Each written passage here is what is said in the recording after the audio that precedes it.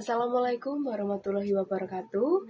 Kami dari kelompok 3 yang beranggotakan saya Rembrano Rakusma Susanto dengan NIM akhir 058, Hira Mufti Hatur Rahma dengan NIM akhir 073, Ramia Helena Nisa dengan NIM akhir 074, dan Alfionika Anandia dengan NIM akhir 179. Pada video ini, kami akan membahas stres kerja dalam perspektif psikologi industri dan organisasi melalui observasi dan wawancara di salah satu tempat kerja sektor jasa yang telah kami lakukan. Tujuan pembuatan video ini adalah untuk memahami bagaimana stres kerja muncul dalam aktivitas kerja sehari-hari, serta mengkaji dampaknya terhadap individu dan organisasi berdasarkan pendekatan psikologi industri dan organisasi. Dalam kajian psikologi industri dan organisasi, stres kerja dijelaskan melalui beberapa pendekatan teoritis.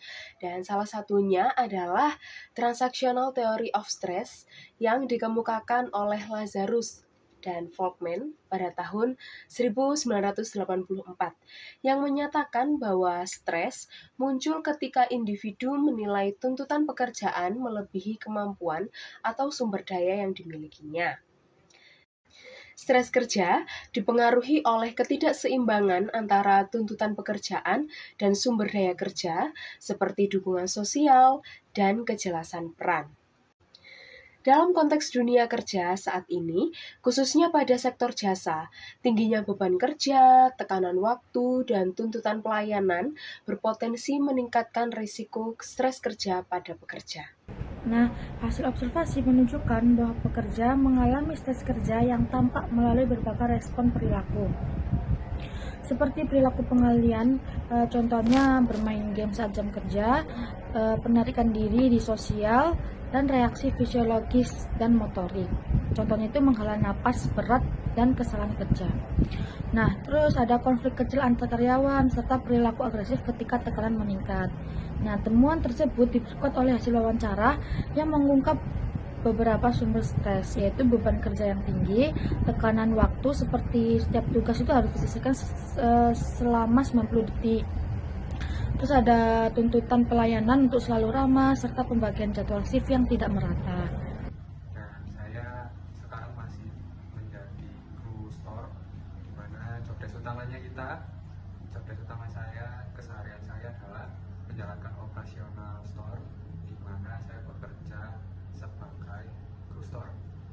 Ya, jadi kalau di tempat saya itu ada beberapa section, setiap harinya kita di rolling gitu Kak. Jadi kalau tanggung jawabnya setiap hari yang menyesuaikan section tersebut itu. Ya, kalau stres atau tekanan saat bekerja, kalau di dunia efektif tentunya tuntutannya di kecepatan bekerja ya, yang pertama.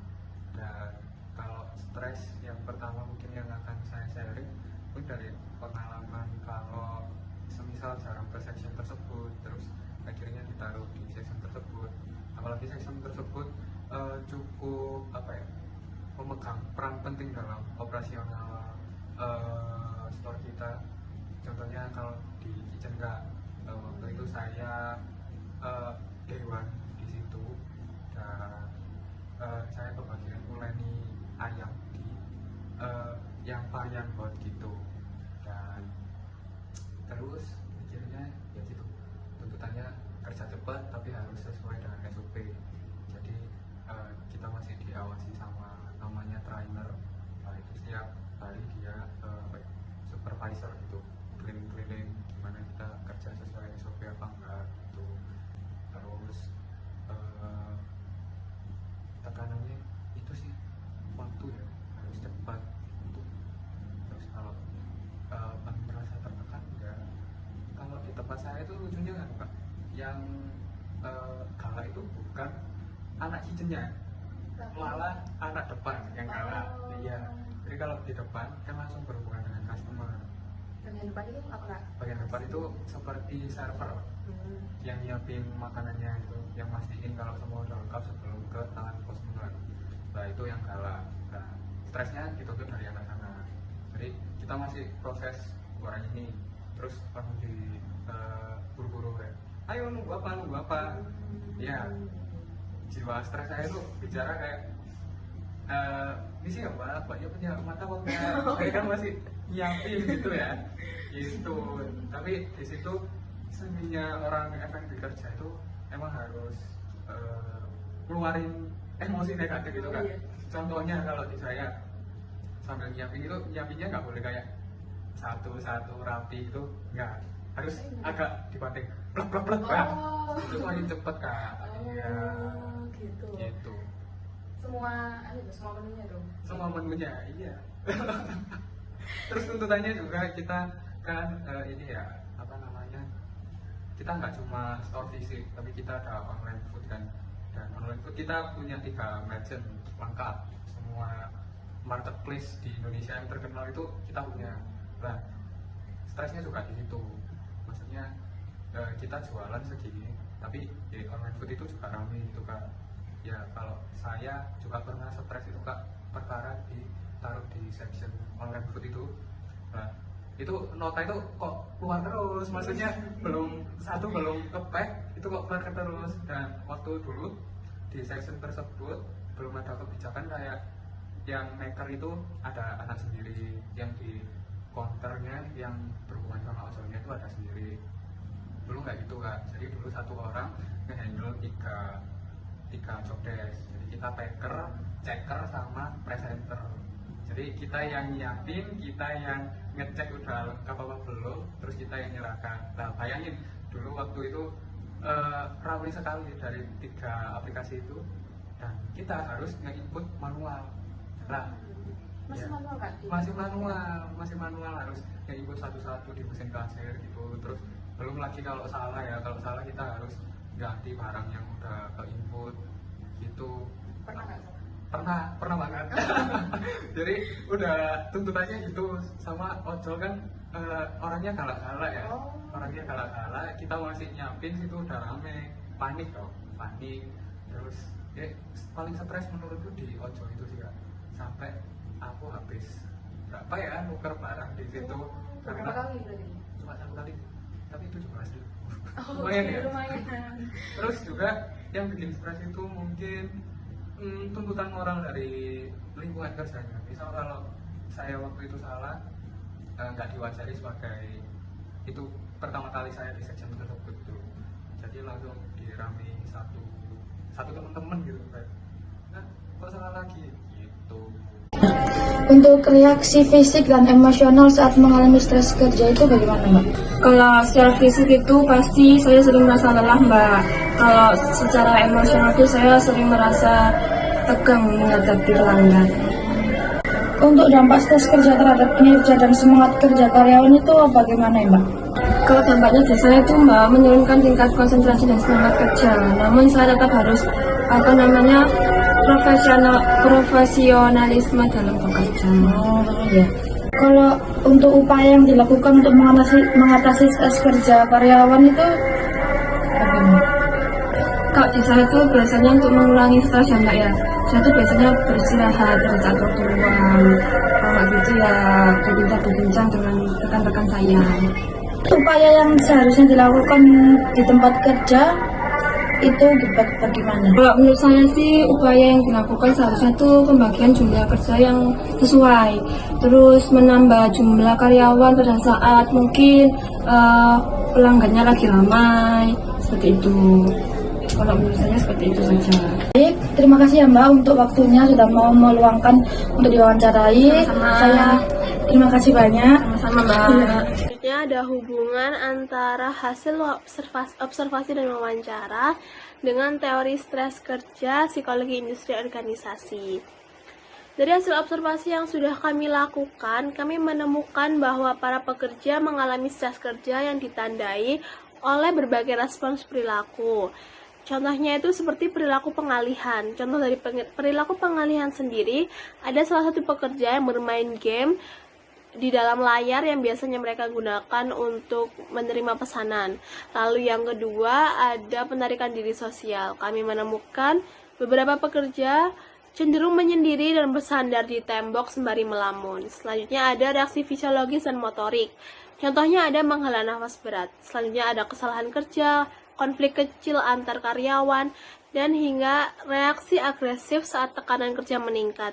Contoh dari reaksi agresif sendiri adalah membanting tray.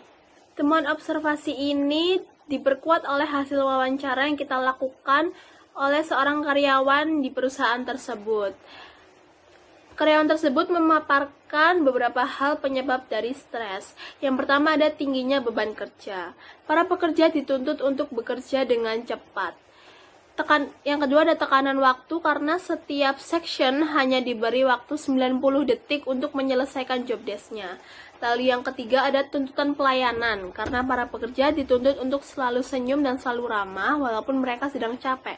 Yang keempat ada pembagian jadwal shift yang kurang terorganisir karena ada beberapa pekerja yang mendapatkan banyak shift dalam satu minggu dan sebaliknya ada beberapa pekerja yang kurang mendapatkan shift. Hal tersebut dapat menimbulkan stres kerja karena dinilai dapat menghambat seseorang yang ingin berkembang. Hasil observasi dan wawancara yang sudah kami lakukan sejalan dengan Transactional Theory of Stress dari Lazarus dan Volkmann tahun 1984.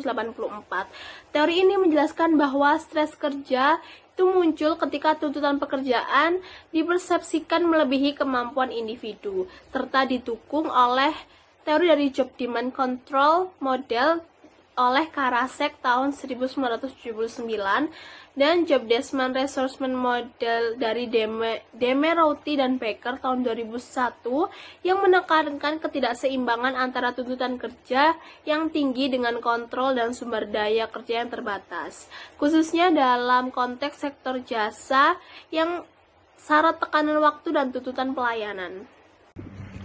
Selanjutnya ada edukasi dan rekomendasi. Ada 3 poin yang akan saya sampaikan. Yang pertama, individu. Setiap pekerja memiliki kemampuan yang berbeda dalam menghadapi stres kerja. Kepribadian, cara berpikir, kemampuan mengelola emosi dapat mempengaruhi tingkat stres kerja. Rekomendasi untuk pekerja: mengatur waktu kerja agar tidak menumpuk, mengenali batas kemampuan diri, mengelola emosi dan stres seperti istirahat, olahraga, dan relaksasi, lalu menjaga kesehatan fisik dan juga mental. Selanjutnya, lingkungan kerja. Stres kerja dapat muncul akibat beban kerja yang berlebihan, tekanan waktu, tugas yang tidak jelas, dan juga kurangnya dukungan dari atasan maupun rekan kerja. Rekomendasi untuk pekerja: menyusun prioritas pekerjaan, berkomunikasi secara terbuka jika beban kerja terlalu berat, meminta bantuan atau dukungan dari rekan kerja, mengikuti aturan dan sistem kerja yang ada. Selanjutnya, dampak. Jika stres kerja tidak dapat dikelola, menyebabkan kelelahan, penurunan kinerja, dan juga gangguan kesehatan. Namun, stres yang dapat dikelola dengan baik meningkatkan kemampuan beradaptasi. Rekomendasi untuk pekerja: mengambil waktu istirahat yang cukup, menjaga keseimbangan antara kerja dan kehidupan pribadi, mengevaluasi diri secara berkala, mencari bantuan profesional jika stres sudah berlebihan. Berdasarkan teori psikologi industri dan organisasi, pengelolaan stres kerja perlu dilakukan dengan memperhatikan diri pekerja, lingkungan kerja, dampak stres. Dengan pengelolaan yang baik, stres kerja dapat diminimalkan dan kinerja tetap optimal. Nah, dari penjelasan dan teori-teori tersebut yang sudah dijelaskan oleh saya dan rekan-rekan saya, dapat disimpulkan bahwa stres kerja pada pekerja muncul sebagai respon terhadap tingginya tuntutan pekerjaan, tekanan waktu, serta tuntutan pelayanan emosional yang tidak diimbangi dengan kontrol dan sumber daya kerja yang memadai. Temuan ini menegaskan pentingnya peran organisasi dalam menciptakan lingkungan kerja yang lebih suportif guna menjaga kesejahteraan psikologis karyawan dan kualitas pelayanan. Demikian pemaparan kami tentang stres kerja yang dialami oleh karyawan dalam salah satu restoran yang cukup populer di Kota Malang. Dalam penyampaiannya, jika ada kesalahan dan kekurangan, kami memohon maaf. Wassalamualaikum warahmatullahi wabarakatuh.